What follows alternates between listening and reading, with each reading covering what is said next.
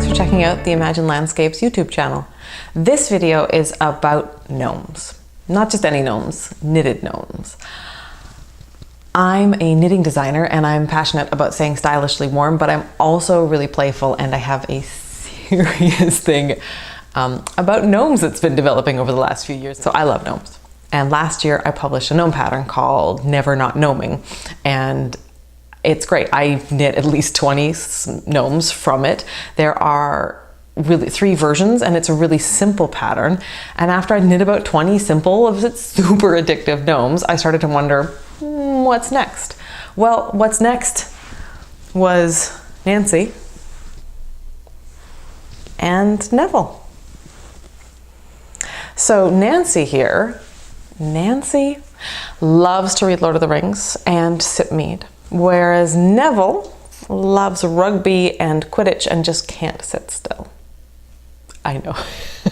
There's something about gnomes that makes me just create these ridiculous stories about them. So there are 3 cables on the hat and body, but I've got them slightly offset so that the body ones are centered between the hat ones, which means the beard can be centered on the hat one, which works really well for making everything look terribly handsome.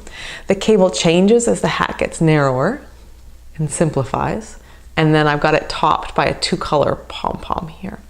So back to how this works. Okay, so you cast on and work a couple rows of garter, and you're gonna work the hat up and getting narrower and narrower and narrower. I don't like having to do a lot of sewing with my toys, so I really worked hard when I was designing to make these as minimal sewing as possible. So the next thing you do is you kind of flip the brim down and then you pick up stitches around the second sort of garter ridge here, and then you knit the body down. And when you're about here, you're gonna stop and you're actually gonna stuff what becomes the head.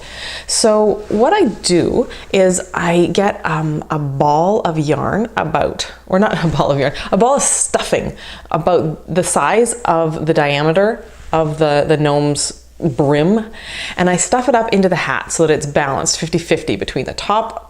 So the fattest point is here at the brim, and there's some sticking down into the body and some into the head. And what that does is it lets this hat poof up really nicely, gives it the appearance of a head without having to do extra construction techniques inside. Now what this means is that if you're planning on handing this to a kid and letting them love the bits out of it, well, what might happen is this might slowly work up into the hat. So in that case, if you're giving it to a kid, you may want to lightly stuff all the way up and then sort of more firmly stuff down here, or you may just want to firmly stuff it all the way up and have the hat stand straight up. So once you've stuffed it most of the way, then you switch and you do decreases. And once you've mostly decreased it, you fill it with pellets, poly pellets. Now, because Nancy is knit in worsted, poly pellets and worsted weight, the worsted weight leaves holes that's like Neville here. Neville's fingering weight. And Neville's holes, he's knit nice and tight. There's no way the pellets are coming out of Neville. But on a worsted weight gnome like Nancy, you can occasionally, especially where just at the edge of a cable where it pulls really snugly, you can find little holes opening up where the poly pellets come out. So some of the things my testers played around with while we were testing the pattern was some of them stuffed the body lightly with polyfill stuffing and then put the pellets inside. Some people filled like old socks with a bit of the pellets and stuffed around, and other people did like nylons as an insert.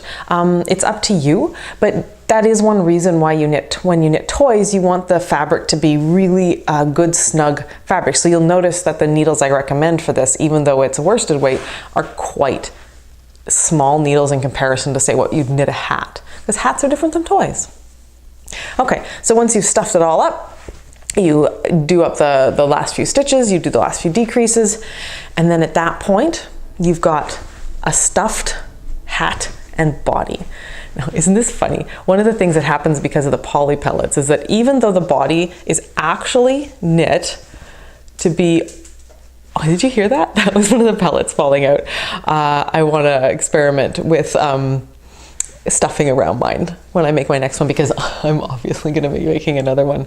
The body's actually knit with very little shaping. It gets slightly wider, but when you start to like place them down, they start to develop these like lovely little butts and these lovely little poochy side bits that really crack me up.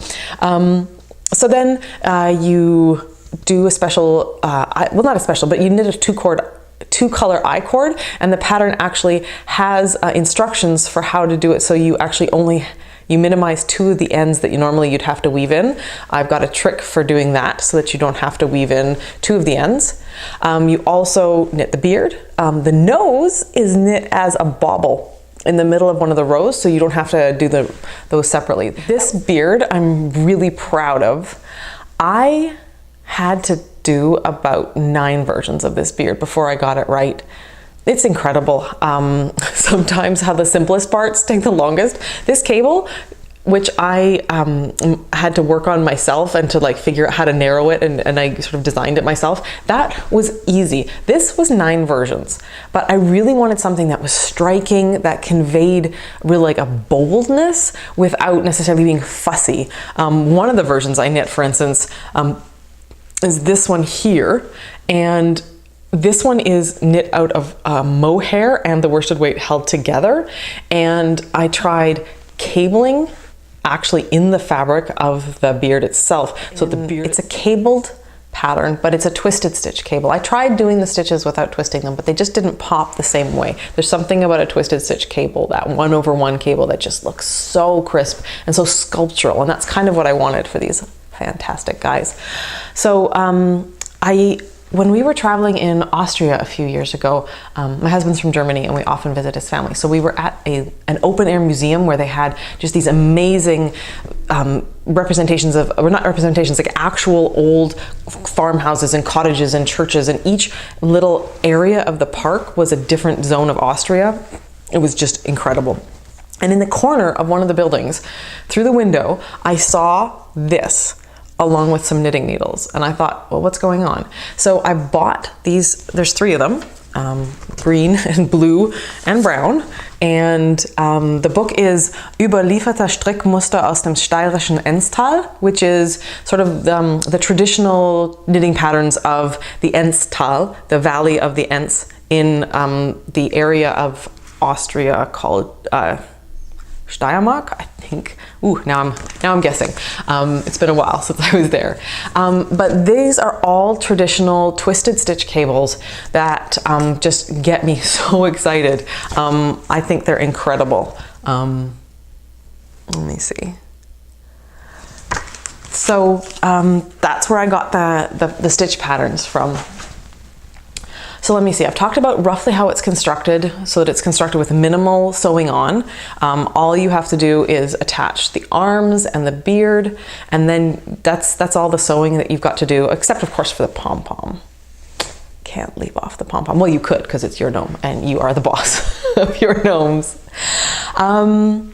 What I also want to tell you guys about is the fact that there is going to be a knit-along. So if you've already started one, don't worry, we're going to accept works in progress that you've already got going. We're going to accept things that you've already knit before you stumbled across this, as long as it is before the end of the long weekend. So the Monday of the long weekend in September will be the last day to enter the knit-along. The knit-along details will be on the Ravelry group for Imagine Landscapes. And there will be links to the pattern, there will be links to the Never Not Gnoming pattern that I talked about, the Ravelry group, my website, my Instagram, all that stuff will be linked in the bottom below here in the description box. If you want to make your own gnome, the pattern is available on Ravelry, and the name is Here We Gnome Again. My, how could I resist you? Yeah, I did take my gnome to see Mamma Mia 2 this week. With my mama. We posted a selfie together on Instagram with the gnomes, and I did mention I love gnomes, didn't I? There are details about the knit-along, and you could win prizes, but mostly it's about spreading the gnome joy. I look forward to seeing your versions of Neville, Knit and Fingering, Nancy, knit and worsted, and all the amazing things I know you guys are gonna do with these.